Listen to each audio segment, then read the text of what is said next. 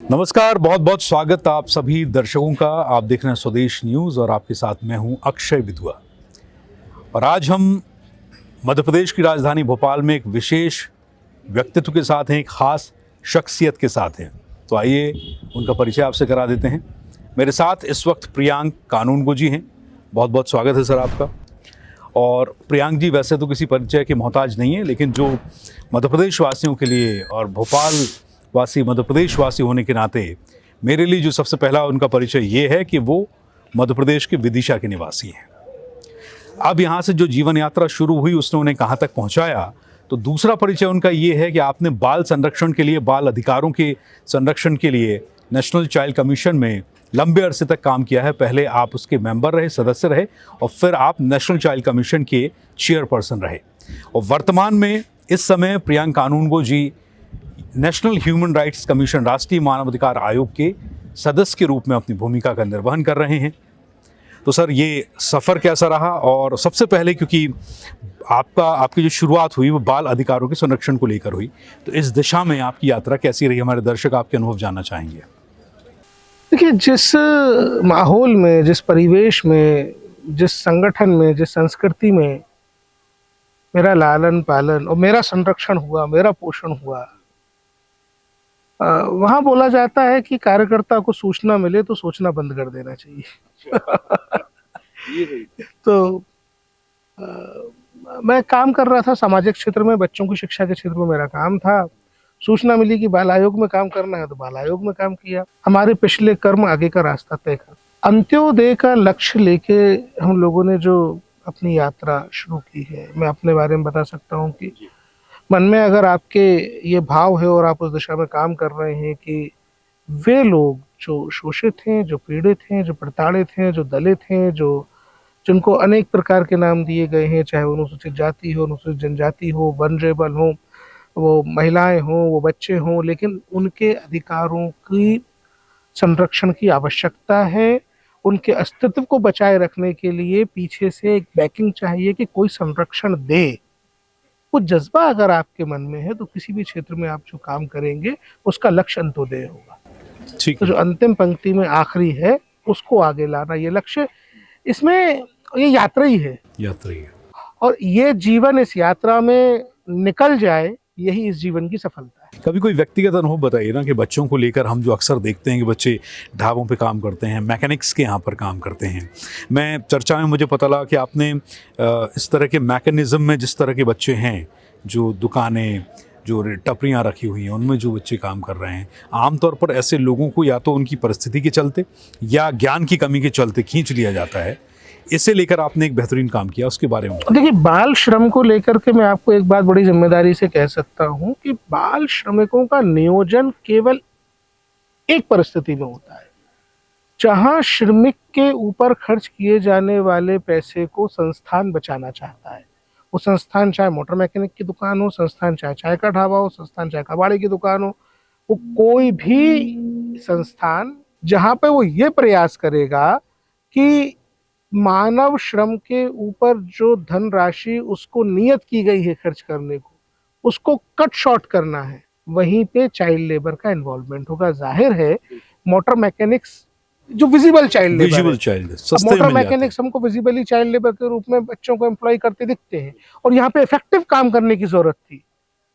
एक दूसरी बात जो है वो ये है कि ये जो चाइल्ड लेबर को एम्प्लॉय करने वाले, पैसे बचाने में काम करने वाले लोग हैं, वो सारे के सारे अनऑर्गेनाइज्ड हैं।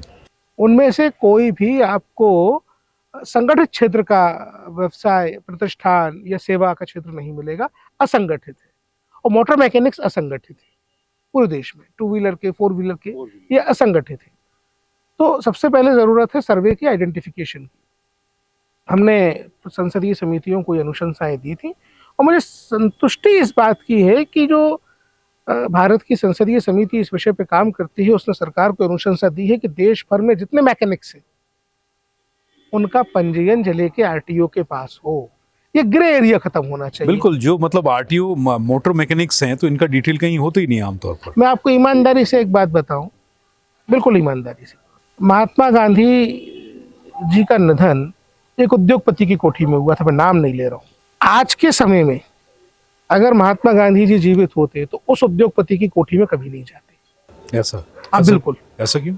मैं पूरे दावे से कह सकता हूँ, क्योंकि देश में बाल श्रमिक नियोजित करने में उनके टू व्हीलर कंपनी का बड़ा योगदान है। ओहो। भाई, आप सर्विस सेंटर्स को प्रोसेस में शामिल नहीं करोगे, आप सर्विस सेंटर्स एस्टेब्लिश नहीं करोगे, आपके टू व्हीलर के पार्ट्स आप ओपन मार्केट में जानबूझ के इस तरीके से बेचोगे कि वो रोड साइड मैकेनिक्स के पास अवेलेबल हो। आपके व्हीकल को बेचने में जो कैरेक्टरिस्टिक है, जो विशेषता है, जो खूबियां है, वो ये है कि इसका मैकेनिक कहीं भी मिल जाता है। अरे भाई, आप अनियोजित। तो ये चीज मतलब जो चाइल्ड लेबर की शुरुआत है आप बता रहे हैं वहां से होता तो है। महात्मा गांधी कभी उनके नहीं जाते, क्योंकि महात्मा गांधी इस बात को मानते कि देश में ये बाल इतने साल बाद हुआ। ये इतने साल बाद। तो ये कारण है कि बाल श्रमिक नियोजित करने में हमेशा प्रिंसिपल अकाउंटेबिलिटी पे ध्यान देना होगा। जो सबसे ऊपर बैठा है पिरामिड में, वो जिम्मेदार है सबसे नीचे बाल श्रमिक के काम करने पे। तो प्रिंसिपल पूरा एस्टेब्लिश करना होगा, एक पूरा का पूरा चैन मैकेनिज्म जिसमें ट्रेसेबिलिटी हो कि भाई कौन जिम्मेदार है जिसने बाल श्रमिक लगाया। एक लाइन में हमारे दर्शक आसान भाषा में समझना चाहेंगे कि आपने अभी एक प्रस्ताव जो है वो सदन तक पहुंचाया है, सदन में भारत की संसद की स्थायी समिति ने ये अनुशंसा की है रोड एंड ट्रांसपोर्ट मंत्रालय को कि देश भर में जो मैकेनिक्स हैं, जो सड़कों के किनारे दुकान लगा के बाल श्रमिकों को एम्प्लॉय करके काम करते हैं, उनका जिले के आरटीओ के पास, रोड ट्रांसपोर्ट ऑफिसर के पास पंजीयन होना चाहिए, जिससे कि ये सारा का सारा मामला ब्लैक एंड व्हाइट में आ सके, ऑर्गेनाइज स्ट्रक्चर हो सके और बच्चे यहाँ से बाहर जाके स्कूलों में अपनी पढ़ाई। अब आते हैं आपकी लाइफ की सेकंड इनिंग की तरफ, आपकी दूसरी पारी जो अब डायरेक्टली राष्ट्रीय मानव अधिकारों के लिए काम कर रही है। आपने बताया कि आप अभी सदस्य हैं और इसके चेयरपर्सन जो हैं वो सुप्रीम कोर्ट के जजेस हो सकते हैं बाय डिफॉल्ट, ऐसा लिखा है। ऐसा लिखा हुआ है। तो इसे लेकर कुछ जो काम हुए हैं उसके बारे में बताइए कि एक लूप होल के बारे में आप बता रहे थे। आपने कुछ कहा था कि 1 साल तक अगर कोई राष्ट्रीय मानवाधिकार के उल्लंघन का मामला आता है तो सुप्रीम आयोग जो है वो स्वतः संज्ञान नहीं ले सकता। हाँ, देखिए, एक बड़ा गैप समझ में आया है ये देश में कि 1993 में राष्ट्रीय मानवाधिकार आयोग के गठन के लिए जो PHR एक्ट है वो लागू किया गया। तात्कालीन सरकार ये कानून बना के लाई और उस कानून में बड़ा साफ साफ लिख दिया गया कि मानव अधिकार उल्लंघन के किसी मामले की अगर 1 साल तक शिकायत नहीं आती है तो वैनिश खत्म। बताइए, फिर उस पे कभी संज्ञान नहीं लिया जा सकता। कि 1 साल बाद ही कोई मामला अगर खुलासे हुआ हो इसमें तो नहीं, वो बाय डिफॉल्ट ये लिख दिया है कि होगा ही नहीं कभी। तो ये तो काम कम करने वाली बात है, ये किसी को बचाने वाली बात है। अच्छा, वही मैंने अंडर द कारपेट, मतलब जो पुराना हो गया उसको हटा दीजिए और जो नई परतें आ रही हैं उस पर काम कीजिए। अब मान लीजिए किसी बच्चे का 6 साल की 7 साल की उम्र में रेप होता है, नहीं बोल पाया 10 साल, वो 5 साल 3 साल, तो फिर उस पर संज्ञान नहीं लेंगे। 3 साल संज्ञान नहीं लेंगे, उसको ज्ञान नहीं था तो आसाराम बापू को तो सजा ही नहीं होती है। एक प्रिंसिपल अगर पूरी दुनिया में एस्टेब्लिश हो जाए तो दुनिया में जघन्य हत्याकांड वाले सीरियल किलर सारे बच जाएंगे।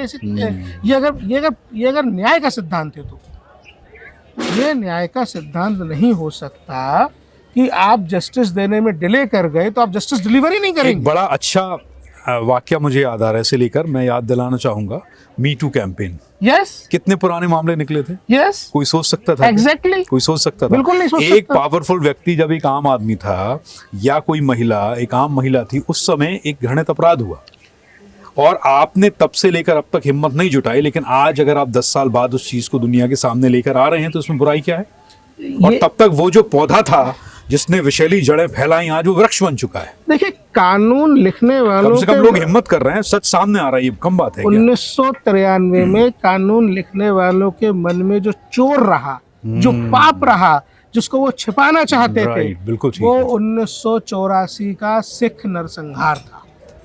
बताइए, उससे घृणित मानव अधिकार उल्लंघन का मामला हो ही नहीं सकता जब लोगों की धार्मिक पहचान के आधार पे देख कर पहचान कर पगड़ी, केश, कृपान, कड़ा, इससे पहचान करके जलता हुआ टायर गले में डालकर किसी को मार दिया जाना, यह यहूदियों के नरसंहार से भी बुरा है। ये दंगा नहीं था।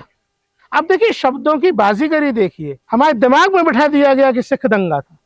दंगा कैसे होता है? दंगे में 2 समुदाय आपस में भिड़ते हैं। बिल्कुल ठीक। हिटलर ने क्या किया था? हिटलर के पास सत्ता थी, सरकार थी। सरकार की शक्ति का उपयोग करके सत्ताधारी दल के लोगों ने एक माइनॉरिटी कम्युनिटी को टारगेट करके उनका नरसंहार किया। यही सिखों के साथ हुआ। जो सिखों के साथ हुआ वो नरसंहार था। जो गोधरा में ट्रेन में हुआ वो नरसंहार था। जो भोपाल में हुआ हाँ, राष्ट्रीय मानवाधिकारों के उल्लंघन का सबसे बड़ा कांड जो है वो वो यहाँ हुआ। नरसंहार था। इन नरसंहारों के दोषियों को बचाने के लिए 1993 के कानून में लिख दिया कि जो बात गई सो बीत गई। ऐसा थोड़ी होगा भाई, गलत है, ये एकदम गलत ये तो है। कुल मिला के मुझे लगता है जैसे हमारी जुडिशियरी है, हमारी जो न्यायिक व्यवस्था है, उसमें हम देखते हैं कि 20-20 साल तक केस चलते रहते हैं। जब राष्ट्रीय मानवाधिकार आयोग का गठन किया गया तो आपको वो चीजें दी गई जो पुराना है, और जज भी दिए गए हमको। जज भी दिए गए आपको। हाँ। और जजों को काम कब मिला?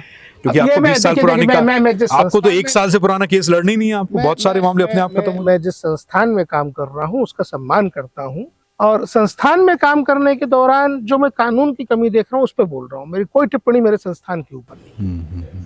ठीक है, कानून की कमी पर मेरी टिप्पणी। ठीक है। तो बेसिकली लेकिन जैसे हम हैं, मैं जो सोच रहा हूँ मैं जनता के सवाल लेकर आपके बीच हूँ। आपके विभाग की कार्यप्रणाली, आपके अपने अनुभव, क्योंकि आप मध्य प्रदेश से बिलोंग करते हैं, ये मेरा काम है कि मैं जनता तक पहुँचाऊँ। लेकिन मुझे जो खामी दिख रही है वो बेसिकली ये दिख रही है, कम से कम इस चीज़ में संशोधन होना चाहिए कि अगर किसी घृणित अपराध को या मानवाधिकार के उल्लंघन का अगर कोई मामला 1 साल पुराना है और वो नहीं आया संज्ञान में, तो दूसरे साल मैं जनता का नुमाइंदा या मैं खुद या कोई भी पीड़ित आप तक वो अपनी आवाज़ लेकर जा ही नहीं सकता है। बिल्कुल नहीं जा सकता। ये सिख नरसंहार का कोई पीड़ित मानव अधिकार आयोग में जाके शिकायत ना कर दे, और हमारे नेता उस वक्त जो लोग सत्ता में थे उनके नेताओं को सजा ना हो जाए, फंस ना जाए, उनको छुपाने के लिए, बचाने के लिए कानून ही मोड़ दिया, कानून ही तोड़ मरोड़ के बना दिया गया। इसका उद्देश्य केवल ये रहा। भोपाल मानवाधिकार के उल्लंघन की या मानव अधिकार को लेकर जो संरक्षण मिलना चाहिए था, अपने आप में बाय डिफॉल्ट कहिए, दुर्भाग्य से कहिए, एक बड़ा जो गैस कांड है वो यहाँ पर हुआ। तो आपके कार्य क्षेत्र के अनुभव के मुताबिक यहाँ क्या बेहतर हो सकता था जिन्हें लूप होल्स? देखिए, एंडरसन को नहीं भगाया जाना चाहिए था।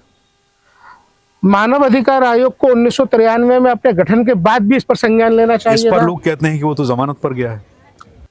मैं अपने संस्थान की बात आपके कर रहा हूँ। संस्थान, हाँ ठीक है, ये राजनीतिक प्रश्न हो सकता है। हाँ, मानव अधिकार आयोग उस पर संज्ञान नहीं ले सका क्योंकि 1 साल से ज्यादा पुराना मामला हो गया था। बताइए।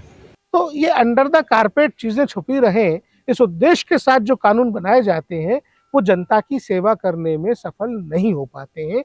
मेरा कहने का तात्पर्य ये है। कब से आपका आयोग काम कर रहा है? ये बॉडी का गठन जो है 1993, तो डेफिनेटली कि 83 का ये मामला है। अब तो इसलिए तो लिखा गया 1 साल। 1 साल।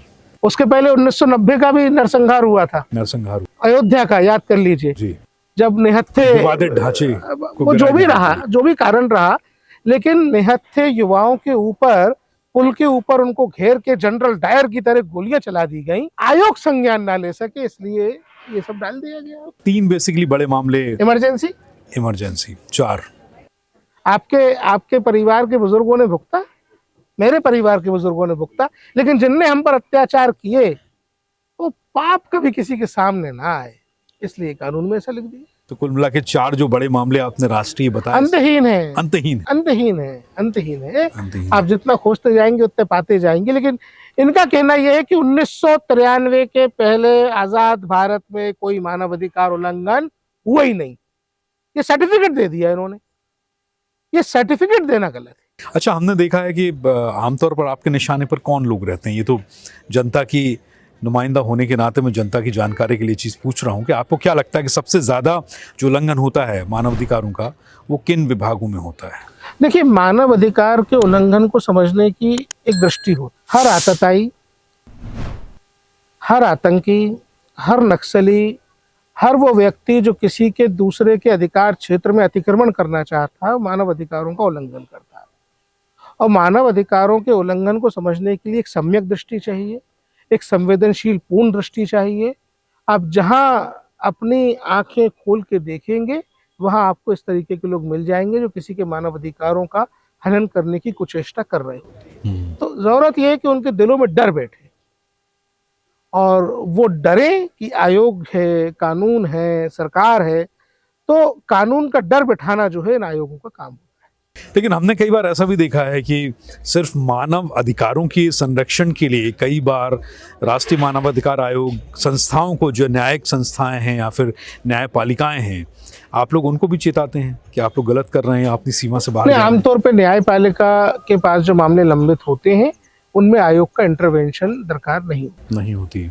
ठीक है। और ऐसे लोग जो कि आप जिनको बता रहे हैं, जो मुख्यधारा से अलग होकर अपने इस तरह के यत्र अन्यत्र जो अपने अधिकारों का इस्तेमाल करते हैं या फिर दूसरे तरीके से अपनी मांगे मनवाने के लिए प्रेशर आप बनाते हैं, तो कभी आपसी सामंजस्य बिठाने की कोशिश करता है आपका आयोग? कभी देखिए, आयोग का बड़ा सीधा काम होता है कि जो परिभाषित मानव अधिकार हैं उनके उल्लंघन का कोई भी मामला होगा तो संज्ञान लेना चाहिए और उस पर कार्रवाई करना। बाल संरक्षण को लेकर आपने एक लंबा काम किया है। आपको ये कहा जाता है कि बाल संरक्षण में आप जो है प्रियंक कानून को एक जाना पहचाना नाम है, तो इसे लेकर आपके माइलस्टोन क्या रहे हमारे दर्शक, क्योंकि अब समय समाप्ति की ओर है, आपकी अपनी उपलब्धियां जिससे सीधा आपने जनता के लिए काम किया, जनता के उन अधिकारों के लिए काम किया जिनकी समझ खुद जनता को नहीं होती है, लेकिन प्रियंक कानून को उनकी लड़ाई लड़ते रहे।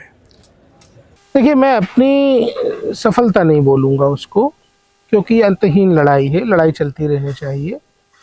मैं अपनी कैपेसिटी में इस युद्ध में अपना पूरा योगदान जो तब तक दे सकता था वो मैं दे के आया।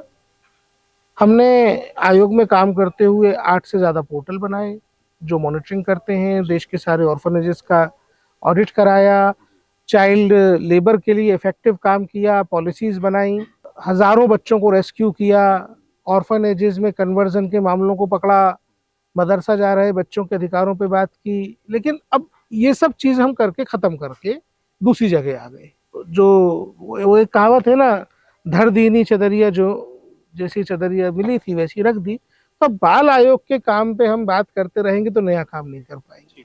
सूचना मिल चुकी है, वहाँ सोचना बंद करना पड़ेगा। ठीक है, तो अब ये जो है आप आ गए हैं अब राष्ट्रीय मानवाधिकार के सदस्य के नाते, तो अब इसमें आकर काम कितना हो चुका है अभी और क्या बाकी है? अभी तो मैंने 24 तारीख को जो है पिछले महीने चार्ज लिया है। अभी समझ रहा हूँ, चीज़ों को देख रहा हूँ, और सबसे पहले मैंने अपने हाथ में काम लिया है, अंत्योदय के लक्ष्य को मन में रख के ये काम लिया है कि जो अंतिम पंक्ति पे आखिरी समाज हमारे यहाँ भारत में है वो जातिगत भेदभाव का शिकार वाल्मीकि समाज है। मैंने वाल्मीकि समाज के भाइयों के बीच में जाकर उनकी समस्याओं को समझने का काम अभी शुरू किया है। उनके बीच में अधिकारों की बात, उनके मानव अधिकारों की बात उनको बताना शुरू किया है।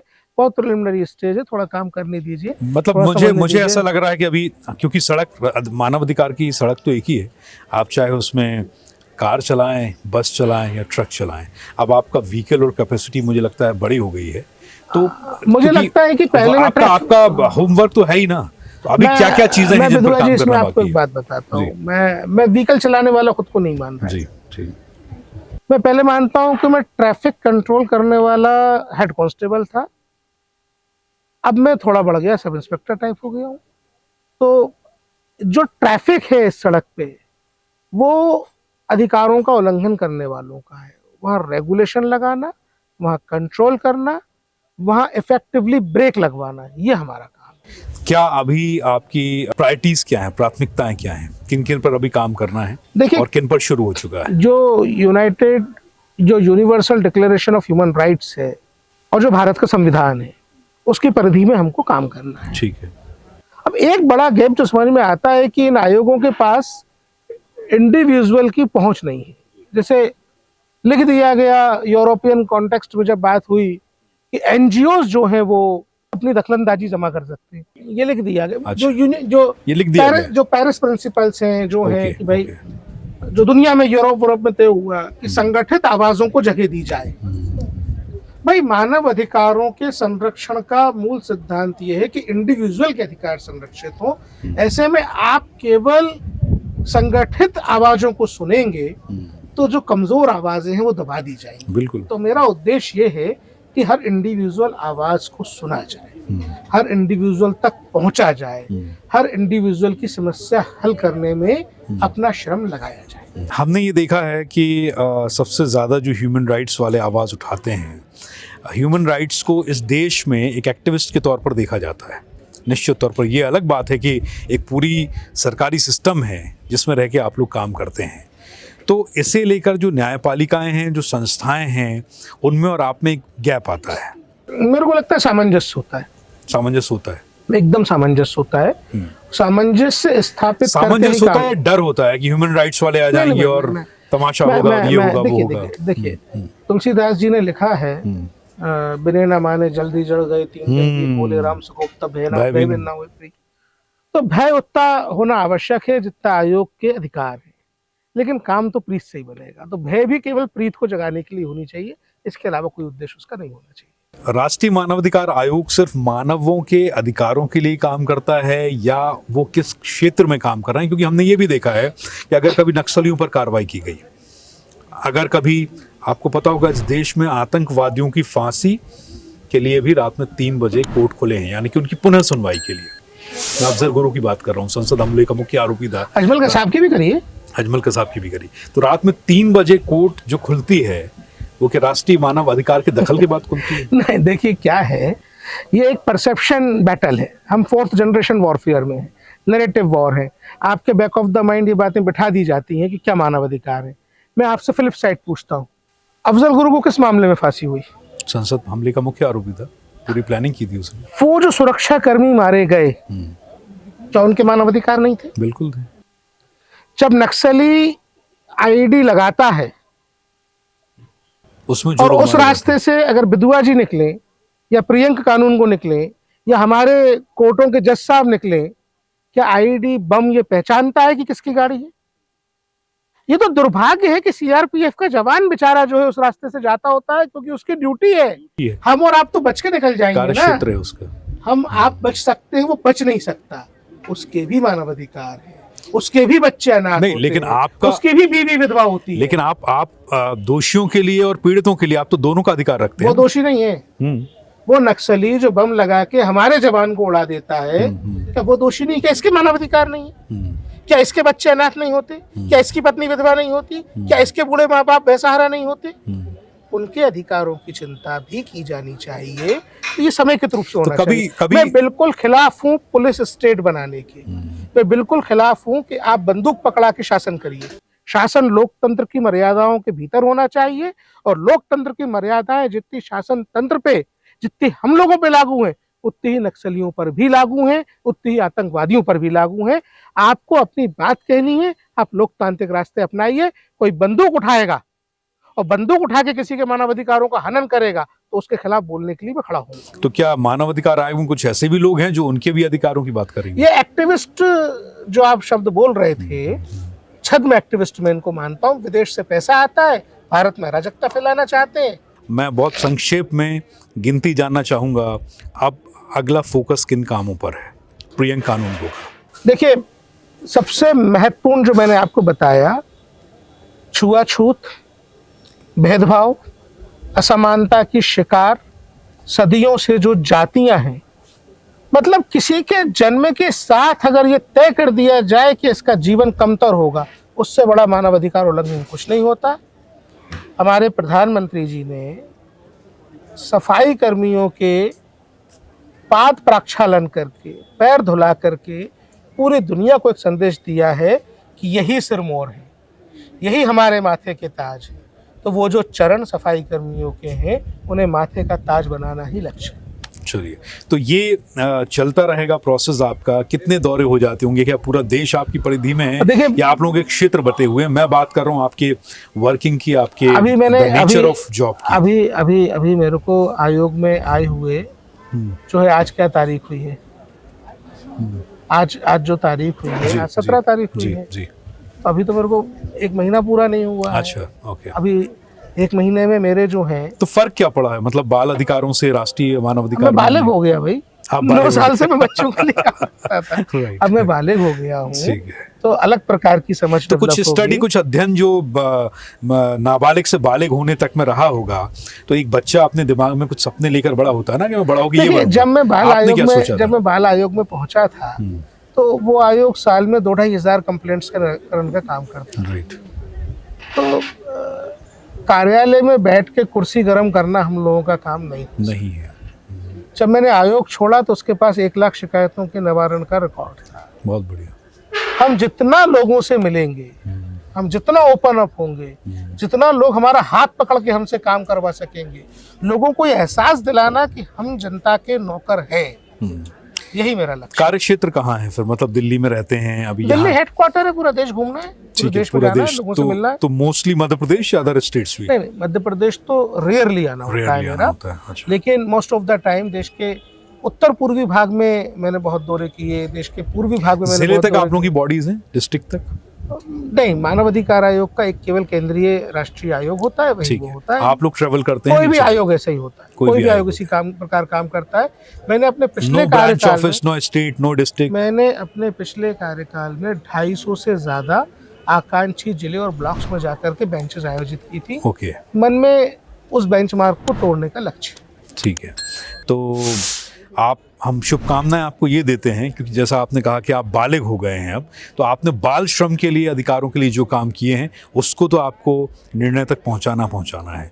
और आप कुछ नए तीर जो आपके तरकश में हैं, कुछ नई योजनाएं जो आपकी फाइल में हैं, आप उनका क्रियान्वयन करते रहिए और हम मध्य प्रदेश वासियों को गर्व करने का मौका देते रहिए। धन्यवाद, बहुत बहुत शुक्रिया स्वदेश न्यूज़ की तरफ से। तो ये थे हमारे साथ प्रियंक कानूनगो, और आप वर्तमान में राष्ट्रीय मानव अधिकार आयोग के सदस्य हैं। और जैसा उन्होंने कहा कि बाल श्रम पर काम करते करते अब राष्ट्रीय मानव अधिकारों के लिए उन्हें काम करना है। मध्य प्रदेश के विदिशा के रहने वाले हैं और हम सभी कोशिश करेंगे कि हम गर्व करते रहें प्रियंक जी के कानूनों के ऊपर, उनके अपने प्रस्तावों के ऊपर और उनकी अपनी कार्यप्रणाली के ऊपर जो मानव अधिकारों के लिए आगे काम करेंगे।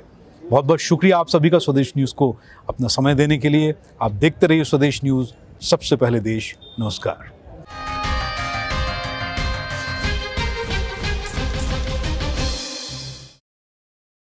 और अपडेट्स के लिए लाइक, फॉलो, शेयर जरूर करें। साथ ही YouTube पर बेल आइकन दबाना ना भूलें और विजिट करें हमारी वेबसाइट swedeshlive.com पर।